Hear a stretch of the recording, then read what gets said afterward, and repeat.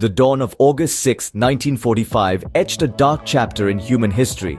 On this day, the world woke up to the terrifying reality of atomic power, not as a source of energy, but as a tool of destruction. The uranium bomb, codenamed Little Boy, was dropped on the city of Hiroshima, Japan by the Enola Gay, an American B-29 bomber.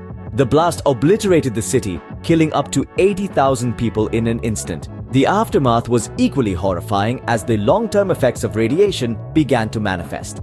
Over the next 5 years, the death toll rose to an estimated 200,000. These numbers, as staggering as they are, barely scratch the surface of the human suffering endured in the wake of the atomic bombing. This decision to deploy atomic warfare, taken by President Truman, was a calculated move to bring a swift end to the war with Japan. It was an attempt to prevent the further loss of life that a full-scale invasion would inevitably bring. But the question remains, at what cost? A city was reduced to ashes, hundreds of thousands of lives were lost, and the survivors, or hibakusha, continue to bear the physical and emotional scars. The atomic bombings marked a turning point in warfare. It led to an arms race, with nations vying for nuclear supremacy. Just 7 years later, the world saw the detonation of the first hydrogen bomb, a weapon even more powerful than its atomic predecessor. This escalation in destructive power has left a lasting impact on global politics and has shaped the way nations interact on the international stage. This devastating chapter of human history brings us to the words of J. Robert Oppenheimer, the architect of the atomic bomb.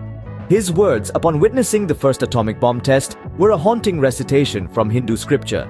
"Now I am become death, the destroyer of worlds." It's a chilling reminder of the immense power humanity wields and the responsibility that comes with it. Fast forward to the present day, we're left with the legacy of these events, a world forever changed by the realization of nuclear power's destructive potential.